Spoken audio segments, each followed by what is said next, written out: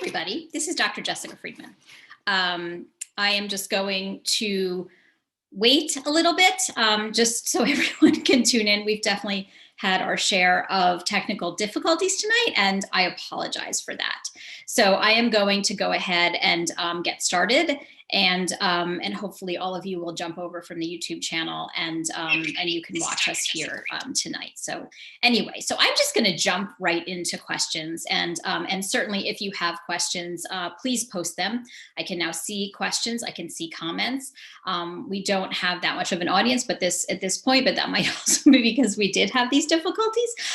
So anyway, so please go ahead and post your questions. I'm happy to answer them, but I certainly will also be answering questions that that students have been sending us over the course of the past week.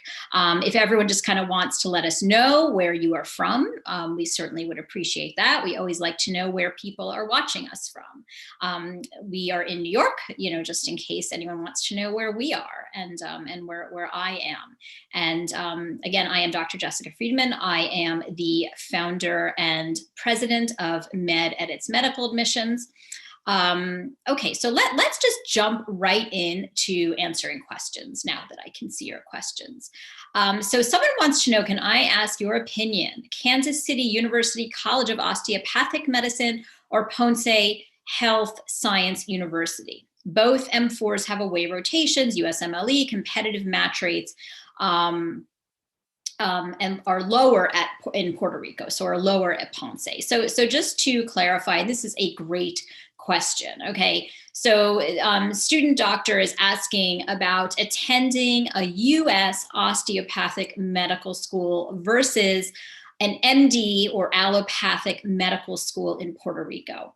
And this is, you know, this is largely, I think, to some extent, a personal choice.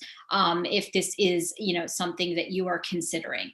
Osteopathic medical schools, you know, are becoming much more popular in the United States. And we are finding that students are opting for osteopathic medical schools over Caribbean medical schools, over US medical schools in Puerto Rico. Certainly going to medical school in Puerto Rico has some distinct challenges. And, you know, we know students who have gone to these medical schools. If you are not from Puerto Rico, sometimes there can be a bit of a culture shock. You might be far away from home.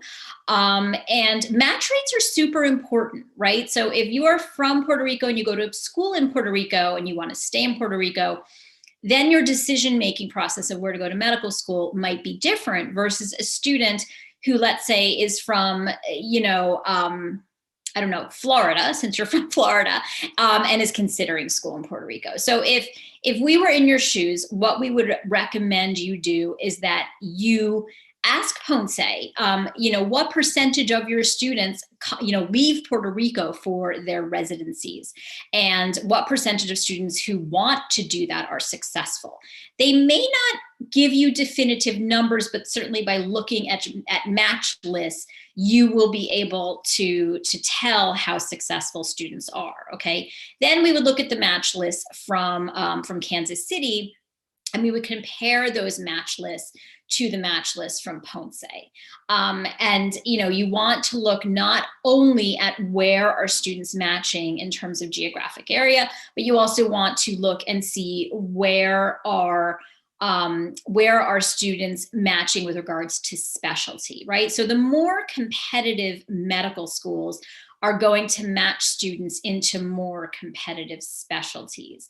And this is generally how we advise students to make these decisions, especially as the USMLE goes from being a quantitative test with a 3-digit score to a qualitative test that becomes pass-fail, with the USMLE being something that residency programs definitely used, you know, to evaluate medical school applicants in the same way that the MCAT is used or the SAT, ACT. It's almost as if the residency programs, in a sense, are going test optional, just like, you know, many colleges are. So they're not considering those 3-digit numbers anymore, in other words. So away rotations, school reputation, relationship building, all of that then becomes even more important in the future residency matches. And so this is why it's super important to consider school reputation when you are deciding where to go to medical school. So I hope that answers your question. And those general rules apply to any student who is kind of deciding between medical schools. If you have the luxury of deciding between multiple medical schools, then you can start looking into programs and research opportunities and things like that. But when you're really kind of down to just a couple medical schools and you're really trying to figure out, well, what is the caliber of the education that you're going to get there, and what's the caliber of the after experience that I will, have access to, you really want to be looking at those match lists very, very carefully.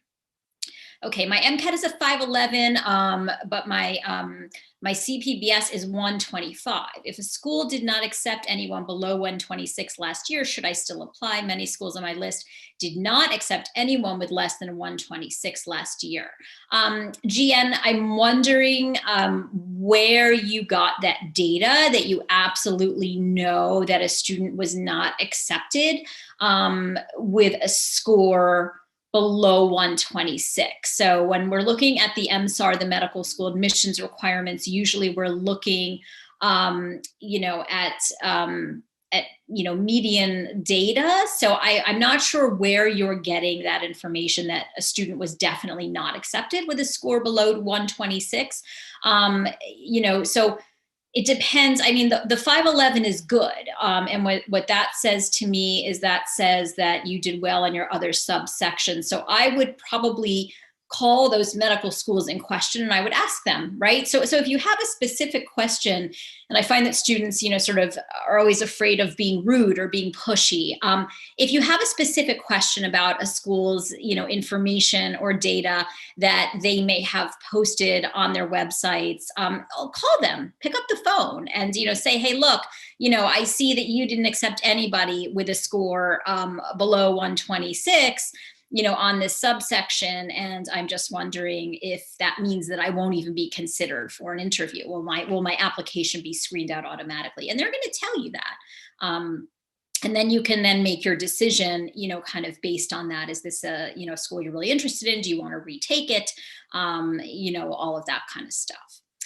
Does the undergraduate school matter in medical school admissions? Does admissions take into account the rigor and reputation of the undergraduate school, especially in considering GPA? And hall gymnastics, this is a great, great question. Certainly, medical schools will consider the rigor of an undergraduate college, right? We all know that there are some colleges that grade inflate, there are some colleges that grade deflate, okay? I can tell you, having been on a medical school admissions committee, that the list of schools that, grade is list of schools that are very, very difficult or prestigious, where, we should look at grades more critically. It's a long list. So it isn't as if, let's say you went to MIT, that, you automatically get, 0.5 tacked onto your GPA because you went to MIT. So it's more that your GPA will be considered within the context of where you went to college.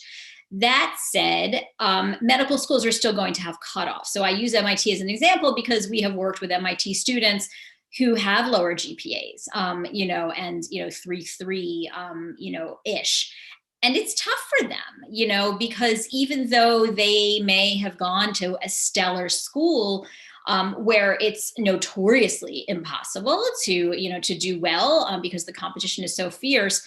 If you don't have the numbers, you don't have the numbers. The same is true of MCAT, your MCAT. So for example, we had another MIT student who had a very high GPA, but had a low MCAT, exceptional human being with incredible accomplishments.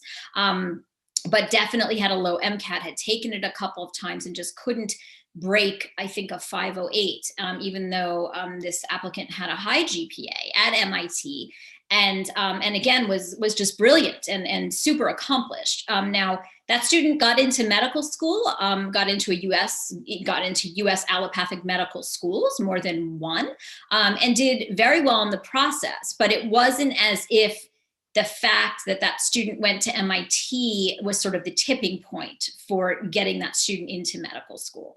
It was more that that student had phenomenal accomplishments outside of college, right? Or as a part of the student's undergraduate experience. So that honestly could have happened elsewhere as well. Now, would that student have maybe had an even tougher time had the student gone to a less prestigious college with the 508? Probably, yes. So it really is about, ultimately it's about balance. Okay. So, so if you have, let's say, a 3.5, 3.6 from a very prestigious undergraduate university, and you have an MCAT that either matches that 3.5, 3.6. So let's say you have like a 512 or something, or it's even higher, like a 520. Then that's suggesting, if you end up with, let's say, the 520, then it's kind of suggesting, well, maybe the 3.5, 3.6 is not an accurate representation of your abilities, because it's not easy, obviously, to get a 520 on the MCAT, right? So all these things are kind of looked at holistically and are looked at together and balanced in that way. Okay. I'm trying to boost my science GPA and would like to contest a class I think should be counted as a science. Do you think it's worth the effort?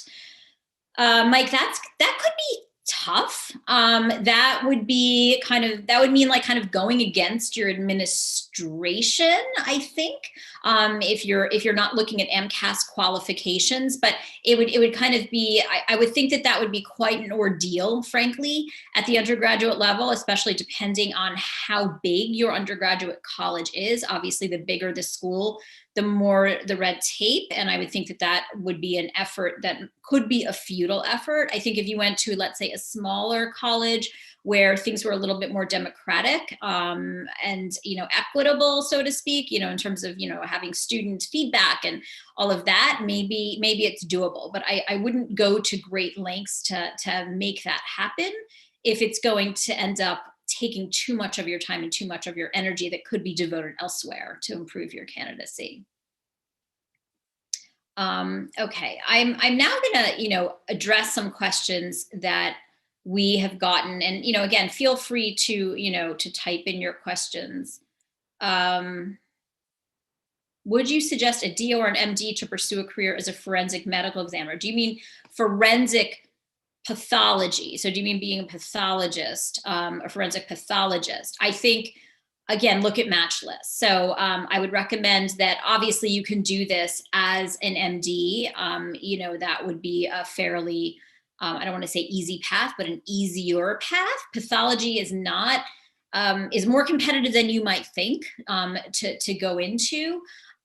So what I would do is I would look at some of the top osteopathic medical schools. So like, PCOM, NYIT, and I would look at their match list and I would see what percentage of their students are going into pathology.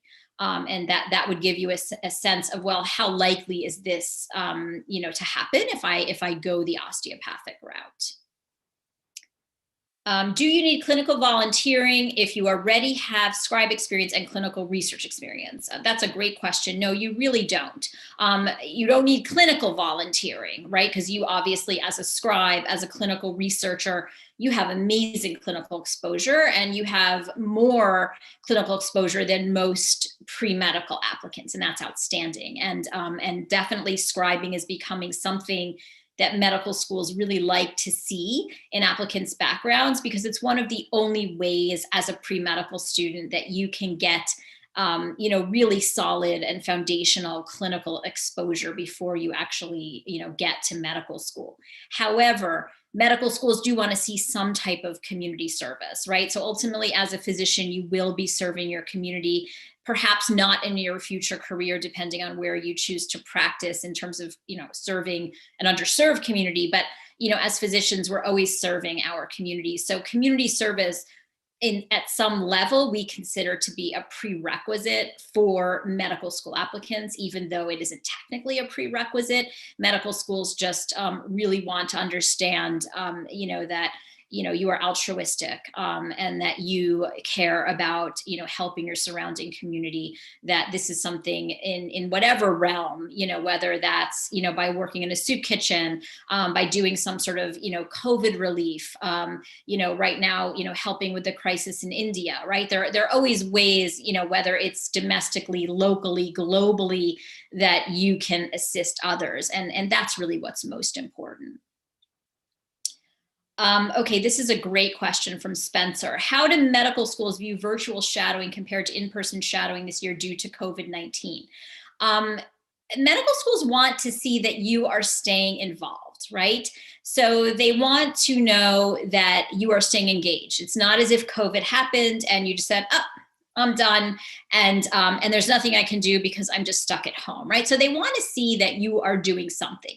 And there certainly are some really exceptional experiences out there that a lot of students are participating in. The one that comes to mind that was really a smashing success last summer was Lenox Hill Brain Turns. I believe they're probably having that program again this summer. I know they did something over the winter break as well. And then I think like Memorial Sloan Kettering had some summer talks and things of that nature. So medical schools want to see that you are staying involved, that you are staying engaged in some way.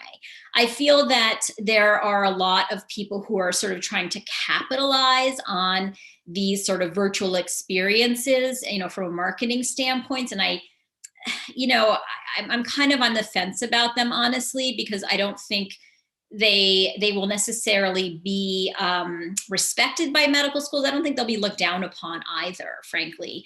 But certainly now that things are opening up in many parts of the country, in most parts of the country, certainly in urban and suburban areas, and soon vaccinations are going to be allowed for the 12 and above population. At this summer, things are going to open up with regards to, in-person shadowing. So I certainly would never use virtual shadowing in place of in-person shadowing. And also realize, shadowing is something, just like everything, shadowing is something that at, one point, probably 5-10 years ago, was, all the rage, right? So medical schools wanted to see just hours and hours and hours and hours of shadowing, and students were just collecting hours and hours of shadowing. That's really no longer the case. I think all medical school admissions committees realize that smart, kind of somewhat type A and, curious students, they don't necessarily like shadowing that much because it's, they want to be doing, right? So I think now the emphasis is really on getting a breadth of exposure rather than kind of collecting, tens of hours, so doing, a full month of shadowing. People aren't going to expect that anymore. So it's about the diversity of experience, shadowing in different settings, in different specialties, right? Because the way medicine is practiced in every specialty and in every setting is different. Okay. But I certainly, now that things are opening up and shadowing is probably going to open up as well, I would not substitute in-person experiences for virtual experiences if that's possible.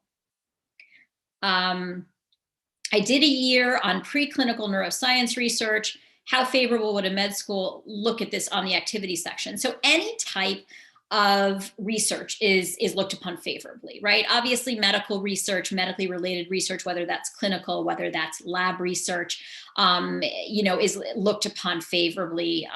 Clinical research in a clinical setting, certainly. But any type of research where you are analyzing data, collecting data, thinking critically, evaluating literature, analyzing things, in any discipline, really, that is respected. So let's say, you're an art history major or something. If you do undergraduate research or you do a thesis, in a different discipline, that's going to be respected as well. Think less about sort of what type of research it is and more about, well, what is my impact with this research? What am I learning through the experience? How much am I actually doing and participating in? Is it independent research? So it's more kind of about the transformative nature of the experience and the impact of the experience, or the impact that research might have, kind of on a broader population sense. But certainly neuroscience is a great discipline in which to research for med school. Lots of neuroscience, pre-meds out there. It's been challenging to get letters of recommendation. Great question, because of remote classes, which were 100% this year. Is this given some consideration? Yes, GN, this is definitely given consideration. And in every admissions process, admissions committee members know the immense challenges that students have had, right? So last year's applicants had only been in this for a few months, right? But anyone who's applying in this upcoming cycle, whether that's, med school, residency, college, whatever process that is, you've been dealing with this for 1.5, close to 2 academic years, right? So everybody knows that those applications are going to look different than the applications of any other previous cycle. And, and admissions committees get this, and it's not as if the things that you've been doing are going to differ from what other people have been doing, right? I mean, so the resources were kind of cut off for everybody. Of course, it also then gives people the opportunity to be more creative and to be more thoughtful. So, how did you pivot when all of this happened? What did you get involved with since, your traditional activities were canceled, right? What did you do to kind of continue growing and to continue being involved? So I think that that's kind of how admissions committees are going to be looking at things. In terms of letters of recommendation, I think this is one year we're kind of getting letters of recommendation from teachers that maybe have been teaching you for this academic year who don't know you as well because you've been Zooming with them. I think that it will be understood if, let's say, your letters are from the previous year. So let's say you're a senior this year. I think it will be understood that maybe your letters are coming only from your junior year professors because this year, you just didn't have the chance to get to know your professors. So I think this is the one year where kind of if you don't get the most recent letters of recommendation, no one's really going to question that. So I think that would be okay. And I hope that answers your question. If it doesn't, just type in something else and I'll look at it. Could you please give the information you mentioned about virtual shadowing? Yes. So there's a program that what was so intriguing because I tuned in for a bit of it called the Lenox Hill Brain Turns, and it was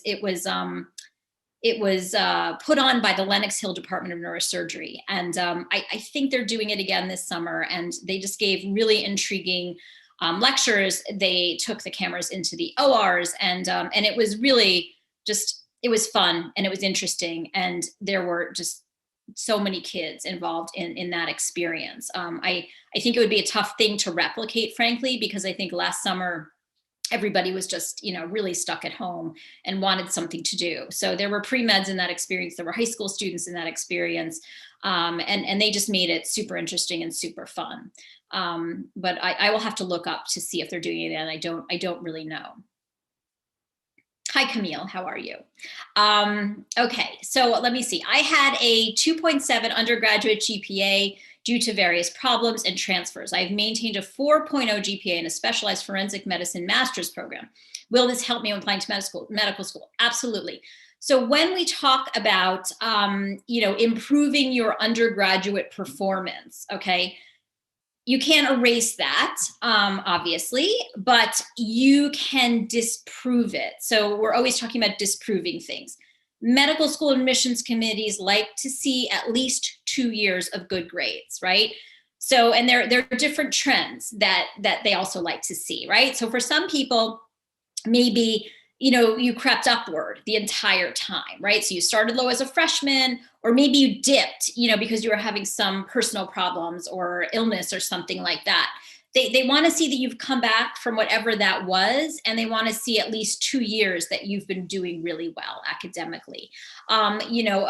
With the forensic medicine master's program, you want to make sure that those classes, and I think most of them would, you want to make sure that they are considered biochem, physics, math, because the biochem, physics, math GPA is the GPA that medical schools are really going to be paying attention to. So they look at your all other GPA, so everything that's not biochem, physics, math, they look at biochem, physics, math, and then they look at total. So, ideally we want the higher of the two to be the BCPM. Isn't always the case, and that's, there certainly are situations where if that's not the case, that we, students can still be successful, but in the ideal world, that's what we want. So if, depending on where your master's is and what the classes are in and for how long you've been, kind of maintaining that 4.0. And again, where is the MCAT? So is the MCAT aligned with the 4.0 or is the MCAT aligned with a 2.7? So, this is why we need to look at all of these things kind of, together to sort of really give you good advice. And going back to letters of recommendation, just because, AMCAS is open, TMD-SAS is open, AA-COMAS is open now, okay? So all the systems are open. You can't submit AMCAS until, the end of this month.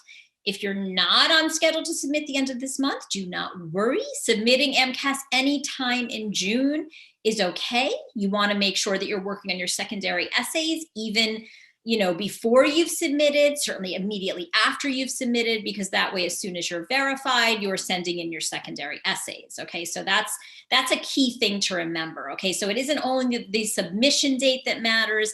It's when am I sending in my secondary essays that's going to matter as much as the actual, application submission date, okay? But going back to letters of recommendation, because we've been getting a lot of questions about this lately as well. Your science letters are the most important. We recommend that you get 2 science letters from 2 professors. For some students, if they go to really big schools and they just don't get to know their professors that well, a principal investigator, can sometimes be a substitute for one of those science letters. Our ideal portfolio is that you get 2 science letters, you get 1 principal investigator or research letter, and then you get a 4th professor. Letters from people like physicians that you've shadowed, from, volunteer supervisors and people of that nature. Those are fine letters. They're really kind of more, character references more than anything else. They don't carry as much weight as your science letters and as your PI letters and as your academic letters. Those are the letters that really are the most important in this process. If a student pass-failed a class or classes due to COVID, can this affect chances? No, Keegan, because schools understand that a lot of colleges have gone pass-fail and that you did not have the choice. Now, the issue is that if you did have the choice and you chose to do pass-fail instead of getting grades, then that potentially becomes an issue. But assuming that you didn't have a choice, the medical schools know that a lot of colleges force their students to go pass-fail. The only reason this could be a problem is if for some reason your GPA before that pass-fail was put into place, if it wasn't that high and if it didn't bump this year. That's the only way that could potentially cause a problem. Okay, this is a really good question. With USMLE Step 1 transitioning to pass-fail, how will USMLE Step 2 be weighed in an application? It is hard to say, and we don't really know the answer to this yet. In general, usually USMLE Step 2 carried much less weight than USMLE Step 1.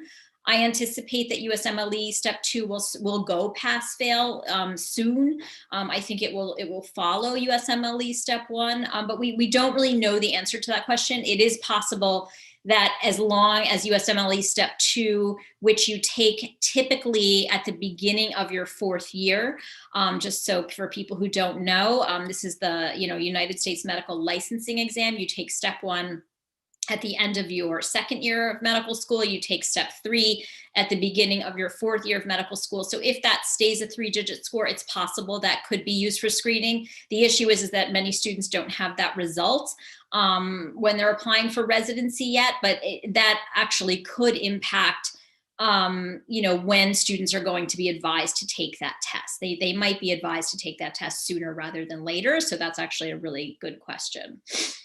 How about a committee letter with a mixture of both physicians and science professors? That's great. If you have a committee letter from your undergraduate college, they will have their own process for how they put this committee together. Do they send a packet? Do they combine, letters of recommendation into a single packet? So certainly that would be a fine thing. Okay, so it was really nice to see everybody tonight. We are going to wrap things up, but I encourage everyone to tune back in next week, and I hope that we don't have any technical difficulties next week. I'm confident we won't. And also, sign up for a free consultation, and you can do that at our website www.mededits.com. And something that I will be launching very soon is a private Facebook group for students who are applying to medical school, where you will have direct access to me. I do not do any direct advising. I oversee all of my faculty at MedEdits. And so in this way, you will have the option to pose questions for me directly. It will be a paid service. So once we launch that, all of you will be the first to know. If you haven't signed up for our newsletter, please do that as well. So you can, sign up for our newsletter on our website too. And tune back in next week. I hope to do live office hours, weekly, just because students do seem to like them so much. And also keep in mind that, I started my career in admissions as a residency admissions officer. And so sometimes people say, well, do you do residency admissions? It's like, yes, that is a lot of what we do. And in fact, this year we had some phenomenal matches, with students getting, one of their top 3 choices. Many got their top choice in very competitive specialties: orthopedics, dermatology, radiology, emergency medicine. So, for many of our students, we're working with them throughout the medical school process, and then we're helping them get into residency. So yes, we definitely do residency, and we might start splitting things up a little bit between residency and medical school admissions applicants, just because obviously the questions and, kind of the needs are very, very different for those two groups, because they're two very different admissions processes. So I thank you all so much for tuning in tonight. And, I hope to see you next week. Feel free to email questions if you'd like me to answer them. They're all confidential. So if you want to email me questions, it's jfreedmanmd@mededits.com. And I'd be happy to then answer your questions live next week. So you can always send me questions, ahead of time. And I'm happy to read those and to answer them, on our lives on YouTube. So thank you all so much. Have a great night, and we will see you soon.